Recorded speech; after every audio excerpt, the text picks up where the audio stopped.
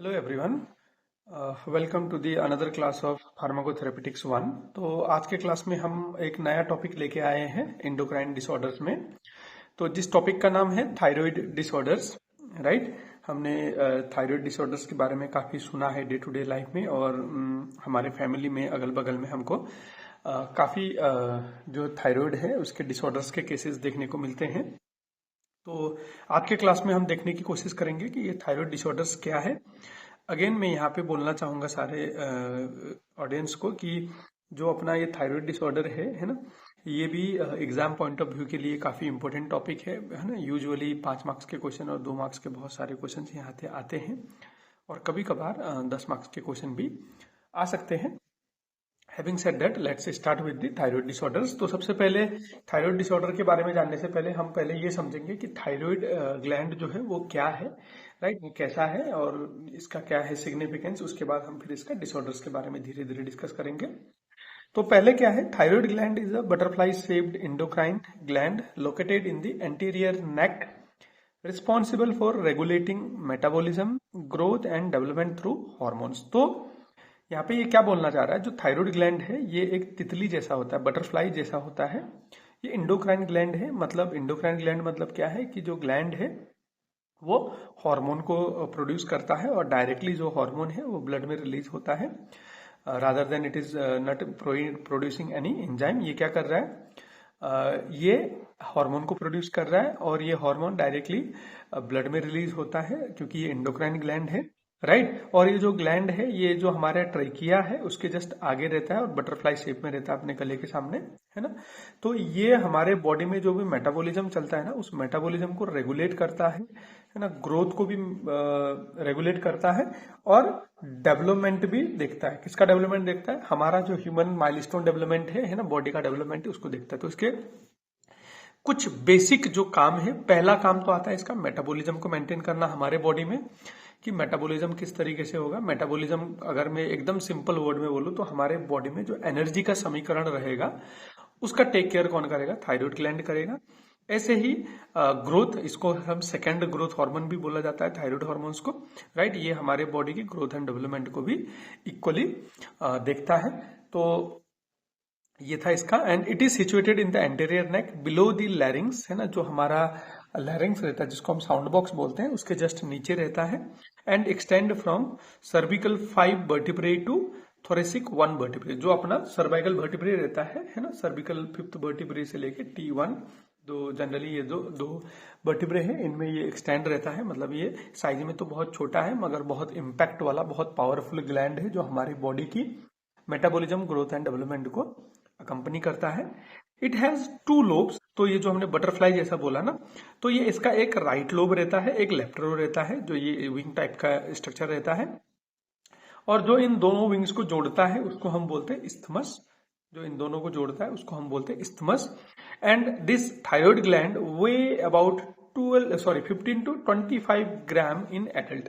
एक जो वयस्क आदमी है, एक एडल्ट है, एडल्ट मतलब हम 70 से 75 केजी का एक आदमी को पकड़ के चलेंगे, तो एक वयस्क आदमी में मोटा मोटी 15 से 25 ग्राम का रहता है। बहुत छोटा है हमारे बॉडी वेट के कंपैरिजन पे, अगर हम रेशियो निकालेंगे बहुत ही छोटा है। बावजूद ये बहुत छोटा है, ये बहुत ही वेस्कुलराइज है। It is highly vascularise. Vascularise मतलब क्या होता है कि यहाँ पे एबेंडेंट मात्रा में ब्लड की सप्लाई हो रही, बहुत ज्यादा ब्लड सप्लाई होता है थायराइड ग्लैंड में, राइट। और बहुत हाई ब्लड सप्लाई रहता है, right. And this thyroid gland is composed of thyroid follicle. जो थायराइड फॉलिकल बोले तो इसको हम थायराइड को जो सेल है, उन सेल को हम जनरली क्या बोलते हैं, थायराइड फॉलिकल बोलते हैं। ओके तो ये जो अपना थायराइड ग्लैंड है, इट सिक्रीट थायरोक्सिन। ये अपना एक हार्मोन है जिसको हम T4 हार्मोन भी बोलते हैं, और जो हमारे ब्लड में सबसे ज्यादा सर्कुलेट करता है वो T4 हार्मोन ही है। ऐसे ही ट्राईआइडोथायरोनिन भी होता है, इसको हम टेट्राआइडोथायरोनिन भी बोलते हैं, थायरोक्सिन को, राइट। ऐसे ही ट्राईआइडोथायरोनिन रहता है जिसको हम शॉर्टकट में T3 बोलते हैं। ये कम मात्रा में सर्कुलेट होता है मगर ये बहुत ही एक्टिव है और बहुत पोटेंट है T4 के कंपैरिजन में। कौन, T3, तो बेसिकली कौन से हार्मोन हो गया जो ये रिलीज करते हैं? एक हो गया T4 जिसको हम टेट्रा आयोडोथायरोनिन बोलते हैं, ऐसे ही T3 जिसको हम ट्राई आयोडोथायरोनिन बोलते हैं, और लास्ट में एक आता है कैल्सीटोनिन। ये जो कैल्सीटोनिन है ना, ये हमारे बॉडी में कैल्शियम का मेटाबॉलिज्म कैसे होगा उसको मैनेज करता है।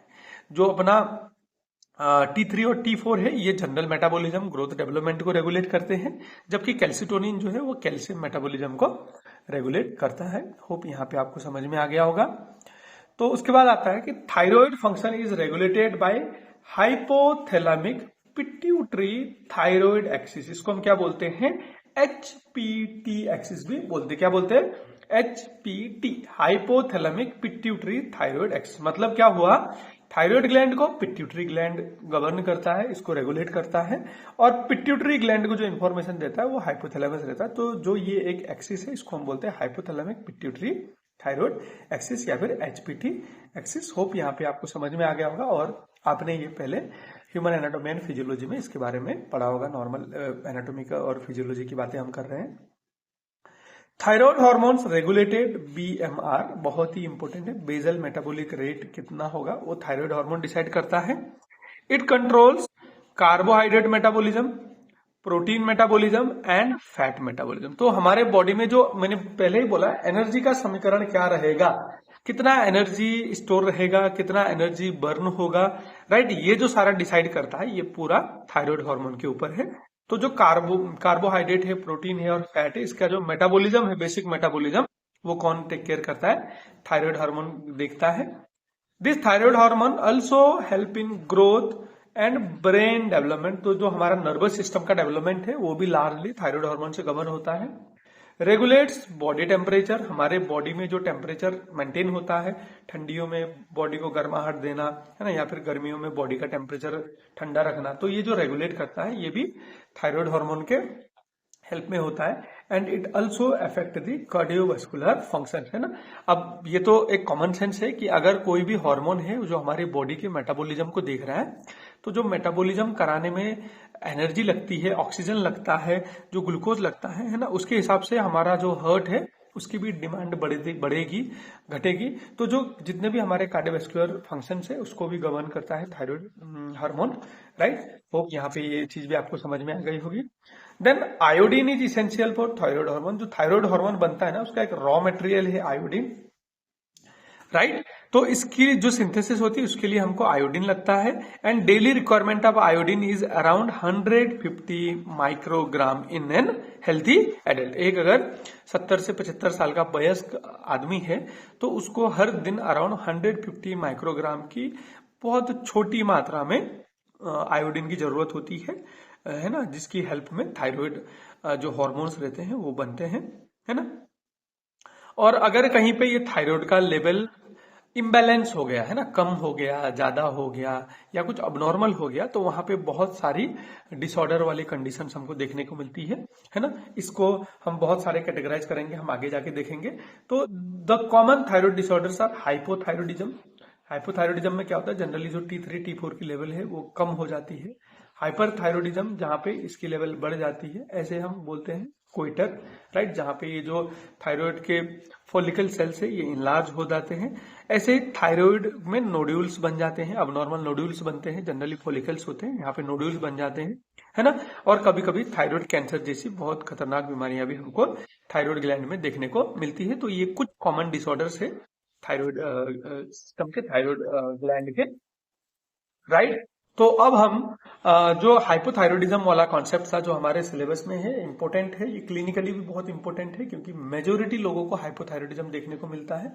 और फीमेल्स में तो ये बहुत ज्यादा कॉमन है, जो एलिजिबल एज की लड़कियां होती है ना, या फिर जो वुमेन्स रहती है ना, मिड एज की वुमेन्स, उनमें भी थायराइड की कमी देखने को मिलती है, थायराइड हार्मोन की कमी देखने को मिलती है, जिसको हम क्लिनिकली हाइपोथायरॉयडिज्म बोलते हैं। हाइपो मतलब कम हो जाना, थायराइडिज्म मतलब थायराइड हार्मोन की कमी हो जाना, राइट। तो इसको हम डिफाइन कैसे करेंगे? Low thyroid functions result in reduced production और एक्शन ऑफ T3 और T4 hormone leading to hypothyroidism. मतलब T3 या T4 का सिक्रीशन ही कम हो रहा है, जिसकी वजह से वो हाइपोथायरॉयडिज्म में चले जा रहे हैं। है ना। तो हाइपोथायरॉयडिज्म फीमेल्स में बहुत कॉमन है, ये हमको समझना है। अगर कहीं पे हम 10 केस हाइपोथायरॉयडिज्म के लेंगे तो उसमें से 8 से 9 केस हमको फीमेल देखने को मिलती हैं, जबकि मेल पे हाइपोथायरॉयडिज्म की जो प्रिवेलेंस है वो बहुत कम है ना। तो अब हम इसको डिवाइड कैसे करेंगे, हाइपोथायरॉयडिज्म कितने टाइप के होते हैं, तो हम इसको कुछ बेसिस में हम इसको क्लासिफाई करेंगे। पहला जो बेसिस आता है प्राइमरी हाइपोथायरॉयडिज्म। प्राइमरी हाइपोथायरॉयडिज्म का मतलब क्या होता है कि जहां पे दिक्कत एक्चुअली थायराइड ग्लैंड में है। हाँ, किसको हम प्राइमरी हाइपोथायरॉयडिज्म बोलते हैं, जहां पे थायराइड की दिक्कत जो है वो थायराइड ग्लैंड इटसेल्फ में, मतलब जो थायराइड ग्लैंड है अपना बटरफ्लाई शेप का ग्लैंड है 15 से 25 ग्राम वाला, ये जो ग्लैंड है इस ग्लैंड में हमको प्राइमरीली दिक्कत देखने को मिल रही है, जिसकी वजह से जो T3 और T4 है वो कम मात्रा में बन रहा है या फिर सही तरीके से नहीं बन पा रहा है, उसको हम बोलते हैं प्राइमरी हाइपोथायरॉयडिज्म, है ना। इसके अंदर में प्राइमरी हाइपोथायरॉयडिज्म जहां पे थायराइड में दिक्कत है और जिसकी वजह से हाइपोथायरॉयडिज्म हो रहा है, उसके अंदर हमारे पास बहुत सारे कंडीशन है। हम एक एक करके इनको जैसे देख के समझने की कोशिश करेंगे। सबसे पहला आता है हाशिमोटोज थायरोइडाइटिस। ये जो हाशिमोटोज थायरोइडाइटिस है ये एक ऑटो इम्यून डिसऑर्डर है और बहुत कॉमनली देखने को मिलता है। इस कंडीशन में जनरली क्या हो जा रहा है ना, जो हमारी बॉडी है, जैसे हमने टाइप 1 डायबिटीज में पढ़ा था, वो हमारे थायराइड ग्लैंड में जो थायराइड हार्मोन रिलीज करने वाले फॉलिकल्स है उसके अगेंस्ट में ऑटो एंटीबॉडीज बना देते हैं और उनको डिस्ट्रक्ट करना चालू हो जाते हैं। तो होगा क्या इसके हिसाब से कि जो फॉलिकल्स है जो T3 और T4 रिलीज कर रही थी, उसको सिंथेसाइज कर रही थी, अब वो सेल कम है। तो सेल कम है मतलब जो उसका आउटपुट है, जो उसका रिलीज है थायराइड हार्मोन का, वो कम होगा, जिसकी वजह से हमको थायरोइडिज्म हाइपोथायरॉयडिज्म देखने को मिल रहा है। इसको हम बोलते हैं हाशिमोटोज थायरोइडाइटिस, जो बेसिकली ऑटोइम्यून डिसऑर्डर है। दूसरा आता है आयोडीन डिफिशियंसी डिसऑर्डर। यहाँ पे तो हमको बताया जा रहा है कि आयोडीन की कमी हो जा रही है। अब आयोडीन क्या है, रॉ मटेरियल है जो थायराइड को सिंथेसाइज करने में हेल्प होता है। अब आयोडीन की ही कमी होगी तो ऑब्वियसली जो थायराइड हार्मोन बनेगा वो भी कम होगा, और इसमें हमको गोइटर भी देखने को मिलता है। अगर आयोडीन की कमी होती है तो जो अपने फॉलिकल्स रहते हैं थायराइड ग्लैंड में वो एकदम हाइपरट्रोफाइज हो जाते हैं, बढ़ जाते हैं, इनलार्ज हो जाते हैं, जिसकी वजह से आदमी को गोइटर की शिकायतें देखने को मिलती है। फिर आता है पोस्ट थायराइडोटोमी हाइपोथायरॉयडिज्म। किसी भी रीजन से, फॉर एग्जांपल कैंसर था या फिर कुछ ऐसी बहुत सारी दिक्कतें थी जहां पे थायराइड को के कुछ पोर्शन को निकाल के फेंकना पड़ा, है ना। तो ऐसे कंडीशन में भी हाइपोथायरॉयडिज्म हो सकता है जनरली, अगर हम सर्जिकल इसका रिमूवल करते हैं। फोर्थ टाइप में रहता है पोस्ट रेडियो आयोडीन थेरेपी। किसी को हाइपरथायरॉयडिज्म था, उसको ट्रीट करने के लिए हमने रेडियो एक्टिव आयोडीन यूज किया, है ना। उसकी वजह से जो थायराइड के फॉलिकल्स है वो डिस्ट्रक्ट हो गए, वो कम हो गए, तो वहां पे भी हाइपोथायरॉयडिज्म देखने को मिलता है।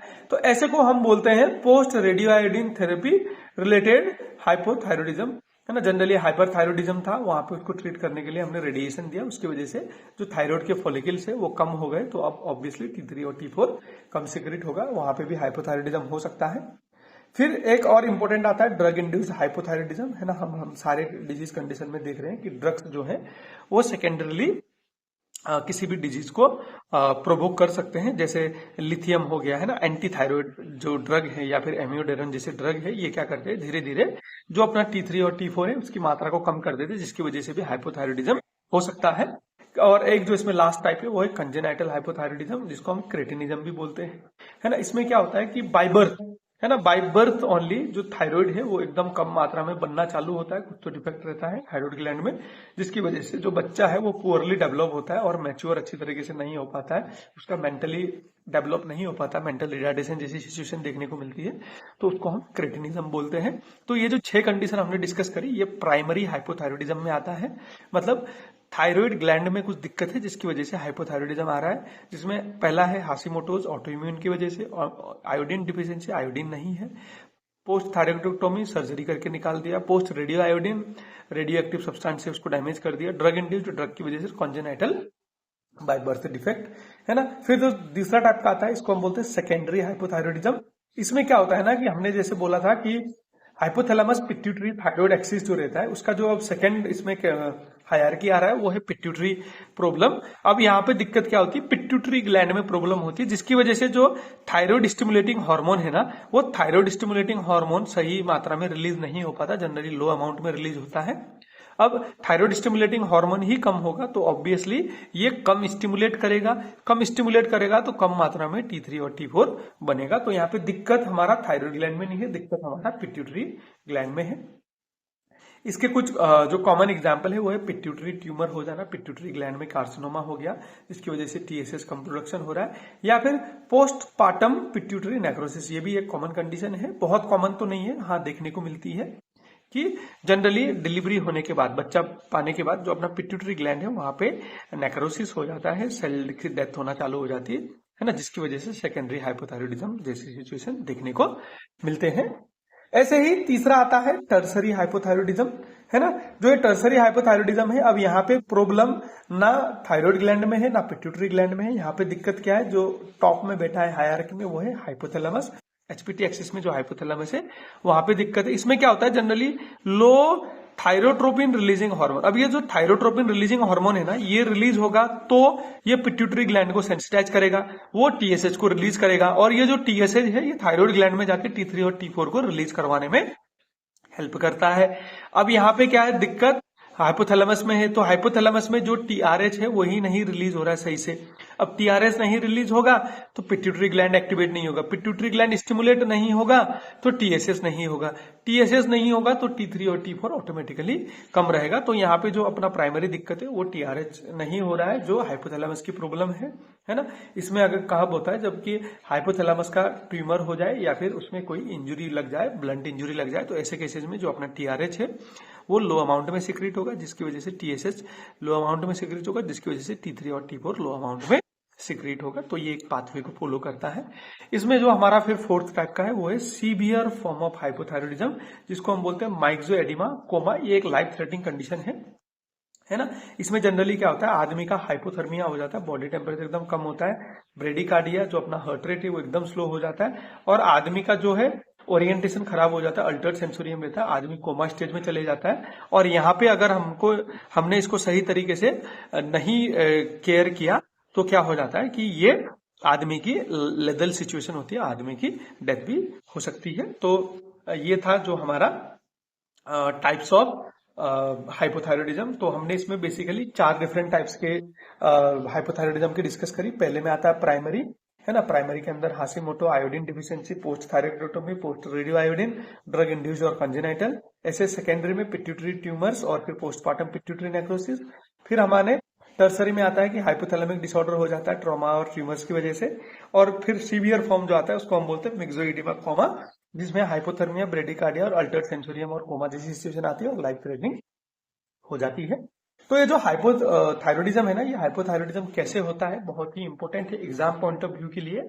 इसको हम एक एक करके देखेंगे, एग्जाम के लिए बहुत ही इंपॉर्टेंट है, 5 मार्क्स में आ सकता है ना। तो जो इसका पैथोफिजियोलॉजी है वो क्या है, हाइपोथायरॉयडिज्म कैसे होता है। तो जो पहले इसके इटियोलॉजिकल फैक्टर्स है ना, जैसे हमने इटियोलॉजिकल फैक्टर में यहाँ पे हमने टाइप्स और कॉजेज में डिस्कस करे कि किसी को ऑटोइम्यून डिसऑर्डर हो जा रहा है, आयोडीन डिफिशियंसी हो जा रहा है, थायराइडेक्टोमी है, या फिर ड्रग्स, ट्यूमर्स, नेक्रोसिस, किसी की वजह से भी अगर यहाँ पे हाइपोथायरॉयडिज्म होने की सिचुएशन आ रही है, इसकी वजह से क्या हो रहा है कि जो ये थायराइड फॉलिकुलर सेल्स है इसका डिस्ट्रक्शन हो जा रहा है या फिर डिस्फंक्शन हो जा रहा है इन कॉजेज की वजह से, है ना। ये होने की वजह से क्या हो जा रहा है कि अब जो थायराइड के फॉलिकल डिस्ट्रक्ट हो रहे हैं, इसकी वजह से क्या हो रहा है कि जो आयोडिनाइजेशन प्रोसेस होता है ना, टायरोसिन और आयोडिनेशन प्रोसेस होता है अपना जो थायराइड फॉलिकल सेल्स में, वो प्रोसेस रुक जाता है, जिसकी वजह से जो थायरोग्लोबुलिन बनता है वो कम होता है। जो ये थायरोग्लोबुलिन है ये एक प्रिकसर है T3 T4 का, जिसकी वजह से ये जो थायरोग्लोबुलिन कम बन रहा है उसकी वजह से क्या होता है कि धीरे धीरे जो T3 और T4 है उसका कम अमाउंट में सिंथेसिस होता है। अब ये कम अमाउंट में सिंथेसिस होगा तो ब्लड में भी इसकी अमाउंट जो है वो कम रहेगी, सर्कुलेटिंग थायराइड हार्मोन बहुत कम रहेगा। अब यहाँ पे क्या होता है कि नेगेटिव फीडबैक मैकेनिज्म जो है वो क्या करता है कि सीधा पिट्यूटरी ग्लैंड में जाके बोलता है कि हमारे यहाँ पे थायराइड ग्लैंड जो है वो कम अमाउंट में थायराइड हार्मोन रिलीज कर रहा है, इसीलिए हमको ज्यादा रिलीज करना है, अब TSH को रिलीज करो। अब यहाँ पे अगर कोई बीमारी नहीं है तो क्या करता है कि जो अपना पिट्यूटरी ग्लैंड है वो TSH को रिलीज करता है, और जो TSH है वो T3 और T4 को स्टिमुलेट करता है और वो रिलीज हो जाता है और ये चीजें मेंटेन हो जाती है। इसको हम बोलते हैं नेगेटिव फीडबैक मैकेनिज्म। अब जहां पे ये हाइपोथायरॉयडिज्म हो रहा है ना, ये मैकेनिज्म सही से काम नहीं कर रहा है, ये जो मैकेनिज्म है ये लॉस हो जा रहा है या फिर ये सही तरीके से काम नहीं कर रहा है, तो क्या होगा, इसको कंपेंसेट नहीं कर पाएगा। अगर ये कंपेंसेट नहीं होगा तो जो थायराइड हार्मोन है वो इनएडिक्वेट अमाउंट में टिश्यू लेवल पे पहुंचेगा, है ना, जिस कंडीशन को हम बोलते हैं बेसिकली हाइपोथायरॉयडिज्म। अब क्या होगा ना, अगर यहाँ पे हाइपोथायरॉयडिज्म हमको डिटेक्ट हो गया, हमने वहां पे इंटरवीन किया या फिर उसको हमने क्लिनिकली मैनेज किया, तो वहां पे कहानी खत्म हो जाएगी। मगर बहुत सारे सिचुएशन में क्या होता है, इसकी वजह से क्या होता है कि जो T3 है वो कम है अपने ब्लड में, तो ये जो अपने न्यूक्लियर थायराइड हार्मोन है ना, जो इनके रिसेप्टर्स है उसमें भी अब हार्मोन क्या है, देखो ब्लड में हार्मोन की कमी है, प्लाज्मा में हार्मोन की कमी है, तो जो टिश्यू है ना, जहां पे सेल्स में जाके इसको अपना काम करना है, वहां पे भी T3 कम अमाउंट में जाएगा, तो जो इसके रिसेप्टर है उसके साथ ये प्रॉपरली बाइंड नहीं हो पाएगा। अब ये सेल्स में इसको सफिशिएंट अमाउंट ही नहीं है, तो जो सेल में जीन ट्रांसक्रिप्शन होता है T3 की वजह से, वो जीन ट्रांसक्रिप्शन भी कम हो जाएगा। जीन ट्रांसक्रिप्शन में ही कमी आएगी तो प्रोटीन सिंथेसिस में भी कमी आएगी, प्रोटीन सिंथेसिस में कमी आएगी तो ये सही तरीके से जो अपना ऑक्सीजन का समीकरण है ना, जो हमने मेटाबॉलिज्म बोला है, मेटाबॉलिज्म सही तरीके से नहीं कर पाएगा, तो जो माइटोकॉन्ड्रियल की ऑक्सीडेटिव फॉस्फोराइलेशन है वो कम हो जाती है, अल्टीमेटली एटीपी जो प्रोडक्शन है वो कम हो जाता है और डिक्रीज्ड O2 कंजम्पशन होता है, और जो बेजल मेटाबॉलिक रेट है वो भी कम हो जाता है, और आदमी को वेट गेन जैसे सिम्टम्स देखने को मिलती है ना। जो बॉडी में ओवरऑल हीट है वो हीट प्रोडक्शन कम होता है, जिसको हम कोल्ड इंटॉलरेंस बोलते हैं। आदमी को बहुत ज्यादा ठंडी लगती है क्योंकि मेटाबॉलिक प्रोसेस होके बॉडी में हीट जनरेट ही नहीं हो रहा है। ऐसे ही जो बाकी मेटाबॉलिक प्रोसेस भी है वो भी बहुत कम हो जाते हैं, और इसकी वजह से हमको बहुत सारे सिम्टम्स देखने को मिलते हैं। तो मैंने इसके जो साइन एंड सिम्टम्स है उसको इसी चार्ट में यहाँ पे समराइज करने की कोशिश करी है। हमारा बॉडी का मेटाबॉलिज्म कम हो जाएगा तो कार्डियोवैस्कुलर सिस्टम में ब्रेडिकार्डिया है ना, कार्डियक आउटपुट कम हो जाएगा, फैटिग हो जाएगा, डिजीनेस हो जाएगा, क्योंकि अल्टीमेटली कार्डियक आउटपुट की कमी है। सीएनएस में मेंटल स्लोइंग, जो सोचने की प्रक्रिया है वो कम हो जाएगी, आदमी का मूड लो रहेगा, डिप्रेशन रहेगा, आदमी ड्रॉजी रहेगा, एक्टिव नहीं रहेगा, लेजीनेस लगेगी और कॉग्निटिव इंपेयरमेंट भी हो सकता है। ऐसे जीआईटी की मोटिलिटी कम होती है तो ऑब्वियसली कॉन्स्टिपेशन होने के चांसेस बढ़ जाते हैं। स्किन में वाटर रिटेंशन हो जाता है, इडिमा जैसा सिचुएशन आता है, स्किन जो है वो मोटा हो जाता है, बल्कि हो जाता है और ड्राई होता है। ऐसे रिप्रोडक्टिव सिस्टम में मेंस्ट्रुअल इरेगुलरिटीज देखने को मिलती है, इनफर्टिलिटी सिचुएशन आ जाती है, हेमाटोलॉजिकल में एनीमिया और एरिथ्रोपोइटिन की कमी हो जाती है। तो ये सारे सिचुएशन देखने को मिलते हैं। ओवरऑल वहां पे पर्सन हाइपोथर्मिया में चले जाता है, हाइपोवेंटिलेशन में चले जाता है ना, जो फिर लो डेंसिटी लाइपोप्रोटीन रहते हैं उसके भी रिसेप्टर कम रहते हैं, तो जो कार्डियोवैस्कुलर रिस्क है वो भी बढ़ जाते हैं, और कभी कभी एलोपेसिया, जो हेयर लॉस बोलते हैं, वो वाले सिम्टम भी देखने को मिलते हैं। तो मोटा मोटी जो इसके क्लिनिकल फीचर है ना, इसके क्लिनिकल फीचर में हम क्या डिस्कस कर रहे हैं कि ये जो अपना हाइपोथायरॉयडिज्म है ना, ये हाइपोथायरॉयडिज्म में क्या होता है, जो भी हमारे बॉडी के सिस्टम है, उन बॉडी सिस्टम के जो काम काज है वो पूरे कम हो जा रहे हैं, है ना। तो ये था हमारा हाइपोथायरॉयडिज्म का पैथोफिजियोलॉजी एंड क्लिनिकल फीचर्स, है ना। अलॉन्ग विद आज के क्लास में जो हमने देखा कि थायराइड ग्लैंड क्या है ना, और इसके बारे में जनरल एनाटॉमी एंड फिजियोलॉजी, है ना। और उसके बाद में हमने देखा कि हाइपोथायरॉयडिज्म क्या है, इसके कितने टाइप हैं और क्यों ये हाइपोथायरॉयडिज्म हो रहा है, उसके कॉज और टाइप्स को हमने साथ में ही मर्ज करके डिस्कस कर लिया।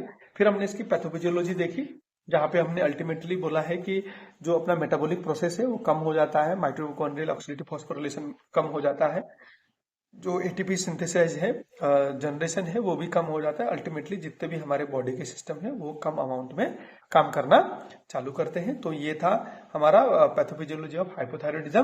तो आज की क्लास में हमारा इतना ही था, जो हम नेक्स्ट क्लास में इसका मैनेजमेंट लेके आएंगे। तब तक भी आप इसको रिवाइज करके अच्छे से पढ़िए। See you seen in the another class.